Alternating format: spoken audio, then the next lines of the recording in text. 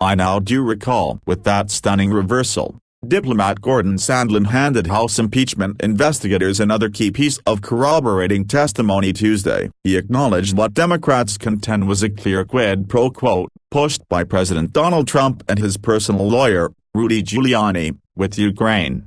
Sondland, in an addendum to his sworn earlier testimony, said that military assistance to the East European ally was being withheld until Ukraine's new president agreed to release a statement about fighting corruption as Trump wanted. Sondland said he was the one who carried the message to a Ukrainian official on the sidelines of a conference in Warsaw with Vice President Mike Pence.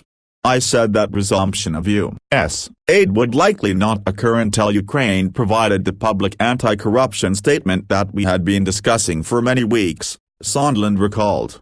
His three-page update, tucked beneath hundreds of pages of sworn testimony from Sondland and former Ukraine Special Envoy Kurt Volker, was released by House investigators as Democrats prepared to push the closed-door sessions to public hearings as soon as next week.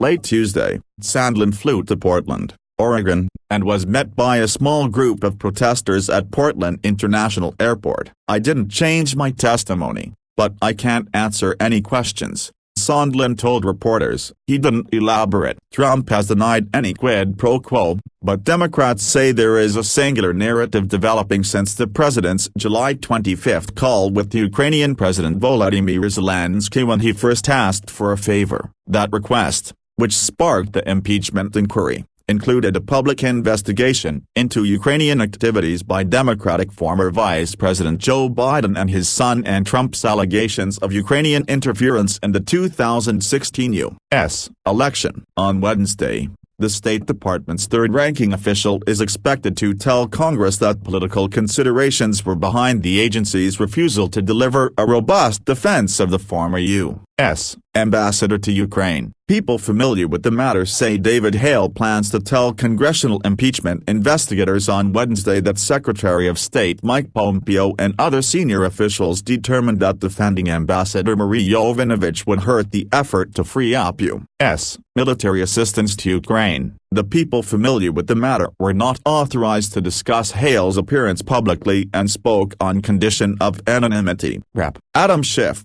D. California, the chairman of the Intelligence Committee, said the House panels conducting the inquiry are releasing the word-by-word transcripts of the past week's closed-door hearings so the American public can decide for themselves. This is about more than just one call, Schiff wrote Tuesday in an op-ed in USA Today. We now know that the call was just one piece of a larger operation to redirect our foreign policy to benefit Donald Trump's personal and political interests, not the national interest. Pushing back, White House Press Secretary Stephanie Grisham issued a statement saying the transcripts show there is even less evidence for this illegitimate impeachment sham than previously thought. In the transcripts and accompanying cache of text messages, U.S. diplomats are shown trying to navigate the demands of Trump and his personal lawyer, Rudy Giuliani, who they soon learn is running a back-channel U.S. foreign policy on Ukraine. It kept getting more insidious, Sondland told investigators. As the timeline went on, Sondland testified that he spoke with Secretary of State Mike Pompeo about Giuliani, and Pompeo rolled his eyes and said, "Yes, it's something we have to deal with." In his revised testimony, Sondland, a wealthy businessman who donated $1 million to Trump's inauguration, says his memory was refreshed by the opening statements of two other inquiry witnesses, the top U.S. diplomat in Ukraine, William Taylor, and Tim Morrison, a European expert at the National Security Council. The ambassador initially testified on October 17 that he did not recall taking part in any effort to encourage an investigation into the Bidens. He told investigators he didn't know that the Ukraine firm Burisma, that Trump wanted Ukraine to investigate, was linked to Joe Biden's son Hunter. But in the weeks since a May visit to Kyiv for Zelensky's inauguration, Sondland and the other diplomats had been heavily involved in Ukraine policy and in text messages about what Trump wanted as they came to realize the military assistance was being withheld. Volker and Sondland both testified they were disappointed after briefing Trump at the White House about the new leader of the young democracy who was vowing to fight corruption. At a pivotal May 23 meeting, Trump went on and on and on about how Ukraine is a disaster and they're bad people, Sondland testified. Trump holds an alternative view, pushed by Giuliani, that it was Ukraine, not Russia, that interfered in the 2016 elections in the U.S., a theory counter to U.S. intelligence findings. They tried to take me down, he kept saying that over and over, Sondland recalled Trump saying. Trump told the diplomats to work with Giuliani on Ukraine issues. Over the time that followed, Volker and Sondland proposed to Zelensky's top aide, Andriy Yermak, that they a draft statement to be issued by Ukraine on potential interference with the U.S. political process. At Giuliani's urging, that statement needed to have an insert at hand with two key items, Burisma and the 2016 U.S. elections. It was Mr. Giuliani who said,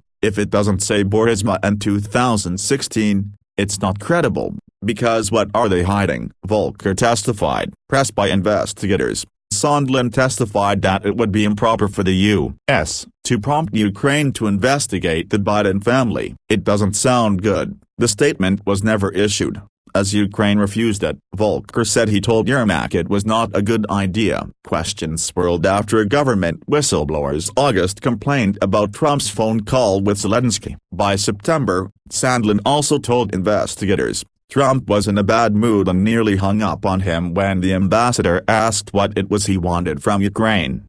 I want nothing. I want no quid pro quo, Trump said, according to Sondland. I want Zelensky to do the right thing. As House investigators released more transcripts Tuesday, they also announced they want to hear from Trump's acting chief of staff and a top aide to Pence, reaching to the highest levels of the White House. Pence spokeswoman Katie Waldman said the vice president was unaware of the brief pull-aside conversation that Sondland reported having with Yermak. She also said Pence was unaware of the ongoing back and forth over the statement, and that it never came up during his meeting with Zelensky. At a closed-door lunch Tuesday, Pence told Senate Republicans the funds were being withheld over concerns that the Europeans weren't contributing enough aid and issues of corruption in Ukraine, according to a person familiar with the meeting but unauthorized to discuss it and granted anonymity. Trump says the probe is illegitimate and the administration has resumed its efforts to block inquiry as two more White House officials, an energy advisor and a budget official, declined to appear Tuesday before investigators, even after one received a subpoena. Meanwhile, investigators said they wanted to hear on Friday from Trump's acting chief of staff, Mick Mulvaney. They contend his news conference last month amounted to nothing less than a televised confession of Trump's efforts to have Ukraine investigate Democrats and Biden as the White House was blocking military funding. Trump says he did nothing wrong, and Mulvaney later tried to walk back his remarks. The White House has instructed its officials not to comply with the impeachment inquiry being led by House Democrats. Mulvaney is not expected to appear. Republicans have been unable to deliver a unified argument against the impeachment probe, but Senate Majority Leader Mitch McConnell said Tuesday he's pretty sure how it all will end.